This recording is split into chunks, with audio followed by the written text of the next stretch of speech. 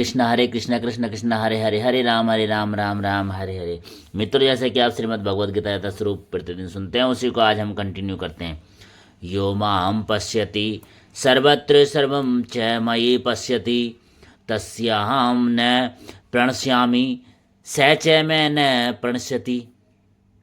अर्थात भगवान श्री कृष्ण आगे कहते हैं, जो मुझे सर्वत्र देखता है और जो सब कुछ मुझ में देखता है, उसके लिए न तो मैं कभी अदृश्य होता हूँ और न वह मेरे लिए ही अदृश्य होता है। अर्थात कृष्ण भावनाविद व्यक्ति भगवान कृष्ण को सर्वत्र देखता है और सारी वस्तुओं को कृष्ण में देखता है। ऐसा व्यक्ति भले ही प्रकृति की प्रत्येक प्रत्येक अभिव्यक्तियों को देखता प्रतीत होता है, किंतु वह प्रत्येक दशा में इस कृष्ण भावनामृत से अवगत रहता है कि प्रत्येक वस्तु कृष्ण की ही शक्ति का अभिव्यक्ति है।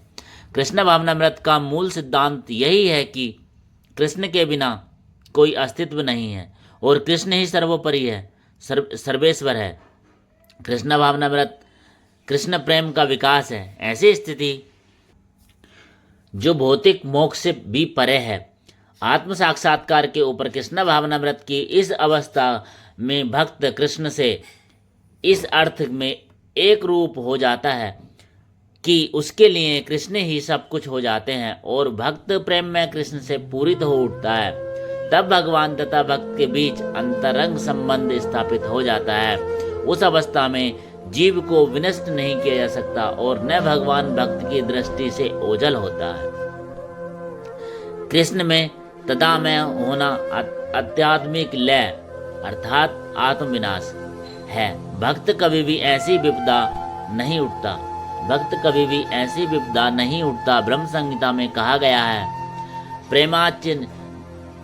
प्रेमा अन्नचुरित भक्ति विलोचनेन संत सदैव हृदयसु विलोकन्ति यम श्याम सुंदर मचित्या गुण स्वरूपम गोविंदामदि पुरुषम तम भजामि।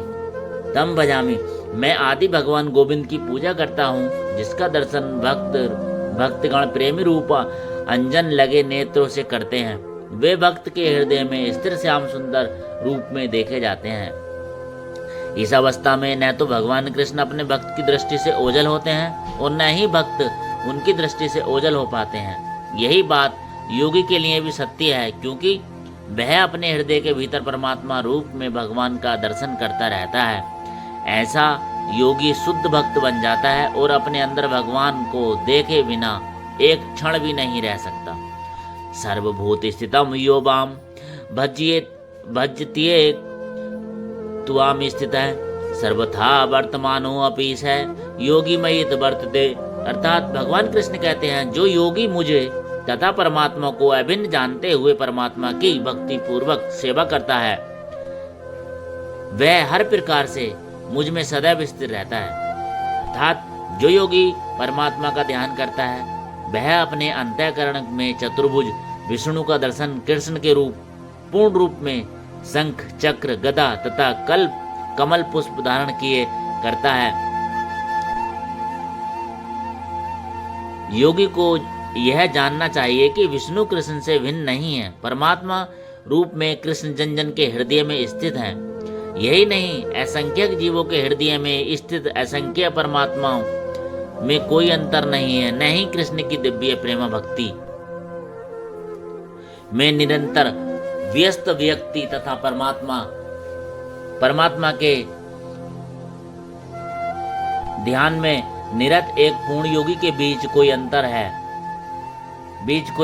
कृष्ण भावनामृत में योगी सदैव कृष्ण में ही स्थिर रहता है। भले ही भौतिक जगत में वह विभिन्न कार्यों में व्यस्त क्यों न हो, इसकी दृष्टि श्री रूप गोस्वामी कृष्ण भक्ति सामृत सिंधु में हुई है। निखिला सुवै बप्पिये स्तासु जीवन मुक्ति से उच्चेते। कृष्ण भावनामृत में रत रहने वाला भगवत भक्त स्वतः मुक्त हो जाता है। नारद पंचरात में इसकी पुष्टि इस प्रकार हुई है। दिक्काल धन मंचिन्ने कृष्णो चेतो विधाय च तन्मो भवति क्षिप्रम जीवो ब्राह्मणी योजते योजित। देश काल में अतीत तथा सर्वव्यापी श्री कृष्ण के दिव्य रूप में ध्यान एकाग्र करने से मनुष्य कृष्ण के चिंतन में तन्मय हो जाता है और तब उन्हें दिव्य सानिध्य की सुखी अवस्था को प्राप्त होता है। योगाभ्यास में समाधि की सर्वोच्च अवस्था कृष्ण भावना व्रत है। केवल इस ज्ञान से कि कृष्ण प्रत्येक जन के हृदय में परमात्मा के रूप में उपस्थित है, योगी निर्दोष हो जाता है। वेदों से भगवान की इसकी अचिंत्य शक्ति की पुष्टि इस प्रकार होती है। एको अपि सन बहुधा यो अब भाति। यद्यपि भगवान एक हैं, किंतु वह जितने सारे हृदय हैं उनमें उपस्थित रहता है। इसी प्रकार स्मृति शास्त्र का कथन है, एक एव परो विष्णु सर्वव्यापी न संशया। ऐश्वर्यार्ध रूपमेकम च सूर्यवत बहुदेते। विष्णु एक हैं, फिर भी वे सर्वव्यापी हैं। एक रूप होते हुए भी वे अपने अचिंतनीय शक्ति में सर्वत्र उपस्थित रहते हैं। जिस प्रकार सूर्य एक ही समय अनेक स्थानों में दिखता है। आत्मोपम्येन सर्वत्र समुपस्यति योगार्जुन। सुखम वा यदि वा दुखम सा योगी परमो मत है। अर्थात भगवान श्री कृष्ण कहते हैं, हे अर्जुन, वह पूर्ण योगी है जो अपनी तुलना से समस्त प्राणियों की उनके सुखों तथा दुखों में वास्तविक समानता का दर्शन करता है। अर्थात कृष्ण भावनामृत व्यक्ति पूर्ण योगी होता है। वह अपने व्यक्तिगत अनुभव से प्रत्येक प्राणी के सुख तथा दुख से अवगत होता है। जीव के दुख का कारण ईश्वर से अपने संबंध का विस्मरण होना है। सुख का कारण कृष्ण को मनुष्य के समस्त कार्यों का परम भोक्ता, समस्त भूमि तथा लोकों का स्वामी एवं समस्त जीवों का परम हितैषी मित्र समझना है। पूर्ण योगी यह जानता है कि भौतिक प्रकृति के गुणों से प्रभावित बद्ध जीव कृष्ण से अपने संबंध को भूल जाने के कारण 3 प्रकार के भौतिक तपों अर्थात दुखों को भोगता है।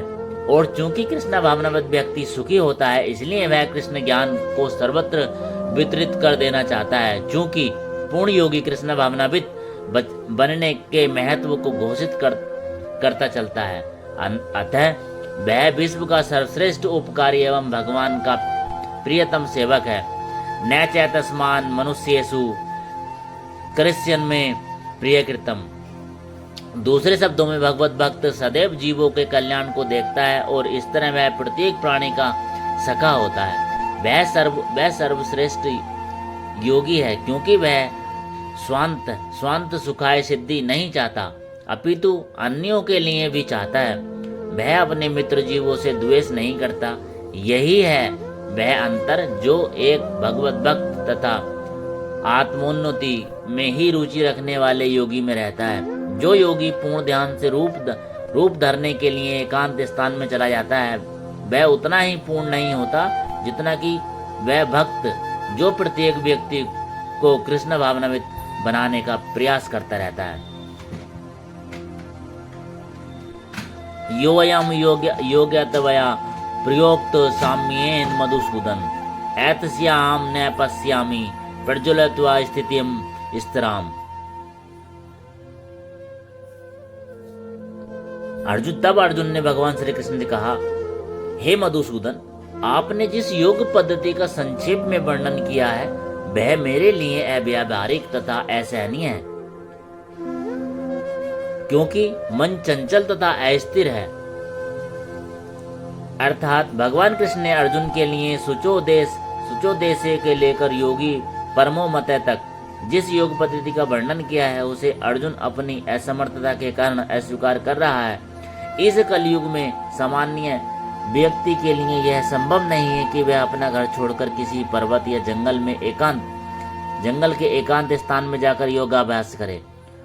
आधुनिक युग की विशेषता है कि अल्पकालिक जीवन के लिए घोर संघर्ष लोग सरल व्यावहारिक साधनों से भी आत्म साक्षात्कार के लिए उत्सुक या गंभीर नहीं है, तो फिर इस कठिन योग पद्धति के विषय में क्या कहा जा सकता है।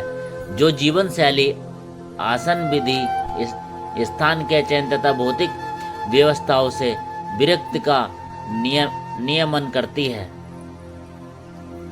व्यवहारिक व्यक्ति के रूप में अर्जुन ने सोचा कि इस योग पद्धति का पालन असंभव है। भले ही वह कई बातों में इस पद्धति पर खरा उतरता था। वह राजवंशी था और उसमें अनेक सद्गुण थे।